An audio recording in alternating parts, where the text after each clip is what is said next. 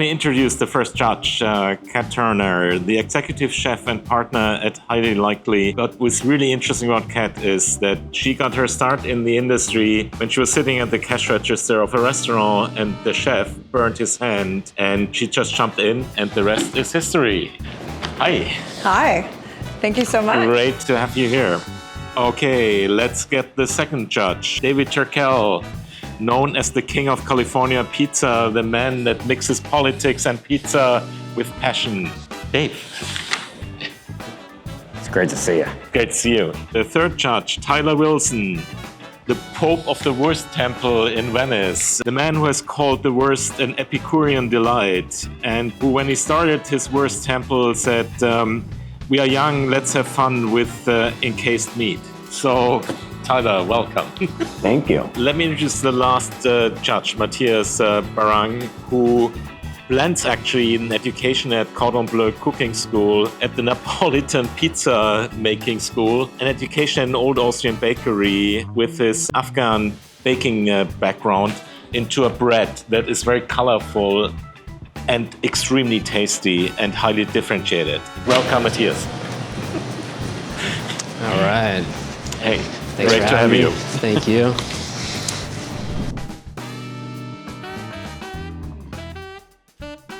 So in classic fashion, this is the criteria that Kat developed, but I'm reading it with full male confidence.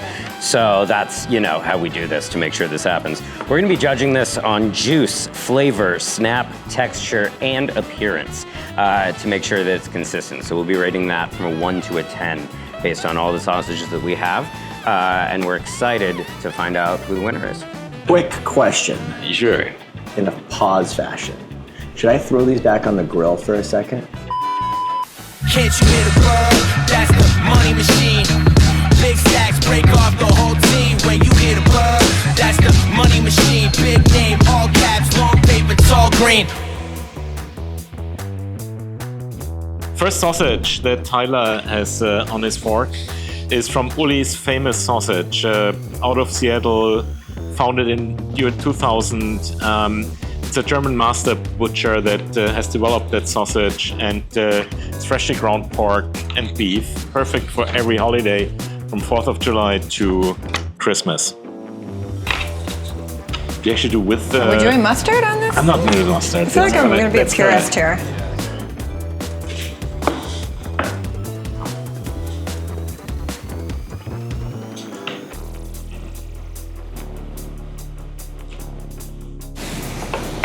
So we're gonna hold up our card all at the same time. Is that the... Yeah. On the count of 3. 1, 2, 3.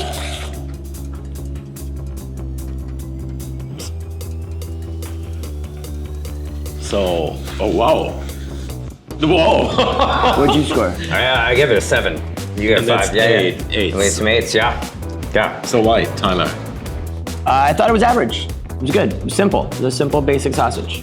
And it was average.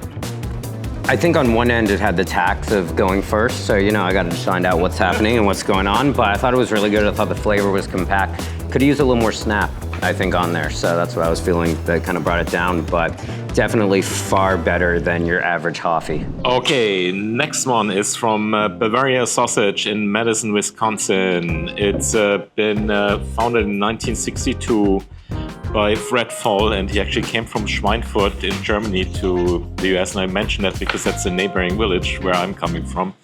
And he is an award-winning, it's an award-winning sausage. So again, it's beef, pork, mildly spiced, and they have, the specialty is its majoran is in there, which is very typical for the Thüringer Wurst, which is not the classic Bratwurst, but is one of the variants. So we'll actually disqualify it because you want to also be authentic. That's an easy thing, I would say. Definitely not going to take a second bite of that. Okay. Let's go 1, 2, 3. I think Tyler and I have totally different. Wow. Oh, what? Wow. Oh my gosh. See, I thought that one was so much better than the first one. No. So let's go from Matthias' side. Why? I thought the flavor was a little bit more baseline. It was good. I think the snap was there, juice is there, texture is nice, but the flavor I think wasn't quite as kind of punchy. I personally found, like, I thought the snap was good, and texturally though, it was actually too fatty. Like the fattiness of the sausage completely like blanketed any flavor for me, like any nuance. So wasn't my favorite. So what really killed it for me was the flavor, because it didn't have any flavor basically, and then it was a little bit like really chewy, and the appearance also didn't really strike me as very appealing. I mean, the things that you guys don't like are the things that I like. I mean, it was a very fatty, simple sausage, which is what a bratwurst is. It's just salt and it's a pork sausage that's usually high in fat and is supposed to be pretty simple. And I thought that represented it pretty dang well. And you think it adhered to tradition pretty well in this one? Yeah, I mean, a bratwurst doesn't have typically a ton of flavors going on. A little bit of nutmeg, but like it's pretty much a salt and pork sausage. Yeah. Okay, next one. It's from Usinger, again in Milwaukee. It's actually the second oldest producer in our sample. It's from 1880. It's a family company still. And we have the fresh Bratwurst, which is coarsely grounded pork, very robustly seasoned. Everybody ready? 1, 2, 3. Wow. Wow. Okay. I love that we get to learn about each other through all this. This is fantastic. You see, I wasn't aware I'm an LAUSD public school kid. I had no idea you could learn about socialization through rating hot dogs with your friends. This is good. Sausages, I refuse to call them hot dogs. Excuse me for making that basic things, but a glizzy is a glizzy, and that's why we're here, so this is nice. Absolutely, it's very interesting. So Tyler, you start. I don't like that grind texture at all. I'm not a fan of that particular grind, and the salt that they use almost has a fake salt taste to it. I think I have a totally skewed perspective because this is literally the brat that I grew up eating for my whole life. So I find it very familiar. So, but I actually like the grind on it. I like a little bit of a coarser grind, and I felt like the fattiness of it was balanced by the flavor. Like I could taste the seasonings in it. Number 4, Hermann Haus from Missouri, 70 years old, created by Wurstmeister Mike, which is explicitly mentioned. And he has gotten more than 500 awards for his Wurst. And he claims to be a 3 times Hall of Famer. I used the AI to find out whether there's a sausage Hall of Fame. I couldn't find anything like that, so I'm not sure what what Hall of Fame he is in. And what Matthias doesn't know is that I actually trained the AI models before he was doing this to program specific facts about all of these people involved that are absolutely not real. So we're gonna have some fun. Okay, everybody ready? Yep. 1, 2, 3. Okay. It's interesting. Okay. I think that is the dog that could, you know? If I'm getting that at a July 4th barbecue, and no one told me any backstory and they're figuring it out, that's as American as apple pie and not paying your taxes. So I think that's great. Yeah, I think, again, as a brat, it is not a brat. Yeah, I think it's totally fine. I think it's like a good middle of the road, like if you're a fan of a hot dog and a lightly smoked sausage, it was snappy. I do think again, the casing was a little hard to get through, but yeah, it's decent, hot dog-ish kind of sausage. Next one, number 5. The producer is called Charcutunovo, which is a very tough to pronounce name. Despite the owner is a Swiss guy, he moved from Switzerland to US to Denver in 1970. His claim to fame is, that's a sausage that your grandfather would recognize. And the second one is doing Wurst the hard way, cleaner, kinda, better. We have the German-style Bratwurst, juicy texture. Oh, casing is pretty hard. Wow. Everybody ready? Oh, yeah. Let's go.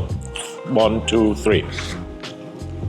Oh, will you look at that? We're all kind of in the middle. Very neutral rating. Yeah. Okay.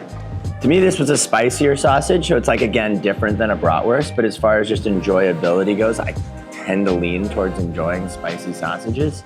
You know, but again, right in there is an average good sausage. Totally fine, neutral taste. I mean, this is a very Swiss sausage, and it's definitely a misnomer. It's not a German Bratwurst, despite the way they label it that way. There's nothing of a German Bratwurst in this thing. Yeah, I think the spice kind of comes at the end a little bit. It does have kind of a texture that I'm not a huge fan of cutting into it, but perfectly mid.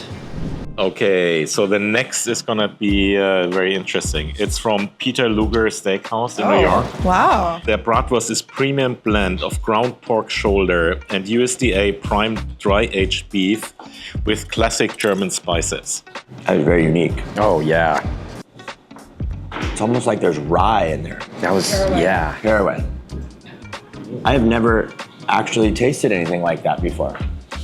Okay, are we ready? 1, 2, 3. Absolutely. Yeah, that one made me feel something. Yeah. Like, I've never eaten at Peter Luger's. I've always seen people go there and have a special time and have memories from it. It was really cool to have my first Peter Luger's sausage in Venice, California. Yeah, that was a delicious sausage. That is very, very good. Fatty, salty, but the seasonings came through and kind of sang, which was nice. I feel like you can taste that beef fat in there. It comes through like very early on. Gives it like a steaky kind of vibe a little bit. Super unique. Okay, so the next one is Black Forest, New Jersey. Small batch sausage with traditional recipe, German-style cooked bratwurst, and they say it's all done by family recipe, and that bratwurst is family recipe number 10,136, which I find it amazing that you have more than 10,000 recipes in that family. And was this just a pork sausage? It's a pork sausage, yeah. 3, 2, 1. There we go. Pretty consistent. I think that was a pretty disgusting sausage. I feel like, are you guys being nice? Is that what you're gonna? I've tasted so many sausages over the years that I'll spit out. None of these are in the spit They're not out spit category. Yeah. Like that was a fine sausage. Like it was salty and meat and simple. It's not supposed to be like, bratwursts are pretty vanilla. Like if it was coming off the grill smoking hot, I think we would have a little bit of a different perspective. It was good. Kat, if you brought one of those to a family barbecue in Wisconsin, would they roast you in the group chat, do you think? What would the response be? Or would they say thank you? I mean, my family's polite, so they would say thank you. But there would be opinions. I think by comparison, it's not the greatest thing. It's not very, it doesn't make you feel a certain way. Definitely not sexy. Flavors, whatever. And very porky, I think, too. I dropped in 2 of our sausages here from Wurstküche, our bratwurst. So we'll start with our bratwurst, and then we'll go to our pheasant sausage, which is just kind of add in there for fun. It's fun being on a panel with a bunch of people that I now have to get judged by. This is your judgment day. So This is my nice. judgment day. Yeah, After 18 years, I get judged every single day, and now today is my judgment. You know what? This is your day of reckoning, and you've put in the work, so this is exciting. 1, I'm not grading it 'cause I like 3.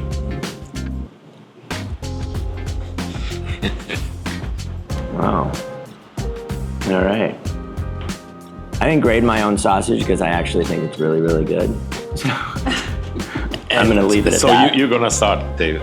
Yeah, I mean, I think the flavor was amazing. It reminded me of a lot of the sausages that I enjoyed, especially growing up when I was learning about different sausages beyond hot dogs and actually getting into it. I think the taste was delicious. I like the taste. I mean, taste is really, for me, in the top 3 of the sausages. And then we'll finish with just something kind of fun that I accidentally grabbed by mistake. We love accidental sausage. In a rush. Okay, 3, 2, 1. I like the texture. There's one herb in there that really... It's totally Thanksgiving. I think, the proper traditional way to eat this is prepared by the locals in Venice is you go to the waterfront, you rip 7 shots, you find someone essentially on Venice Boulevard, they hand you a random envelope where you essentially go through it, you eat something in there, you wake up 4 days later, you're not sure where you are, you don't know where your phone is, and then suddenly you stumble in here and you have the exact right medley, and you consume this, and then it makes it a 10. So I didn't do the proper pronunciation of everything which was involved, and I didn't respect the local customs that the Venice lords of Dogtown have provided. And so I think we need to prepare it accordingly, and when you try this over at, and how it's pronounced effectively, I think this is also something that's very clear. How is this restaurant pronounced? Oh, we gotta have Matthias do it with his proper German accent. Wurstküche. Oh, the umlaut. Yes, the umlaut was not taught well in LAUSD. No, we got the trapezoid. We did not get the umlauts. I'm sorry. Yes. That's very French, the trapezoid. Yes, well, the LAUSD system was built on the brigade model, so it was perfect, yes.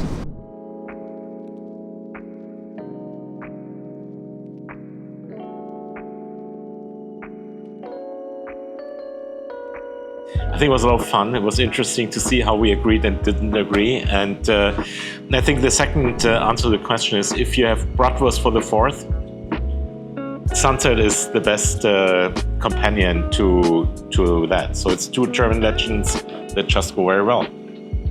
Thank you very much to everybody. Cheers. Cheers. Prost. If you drink alcohol, you mix it with Jägermeister.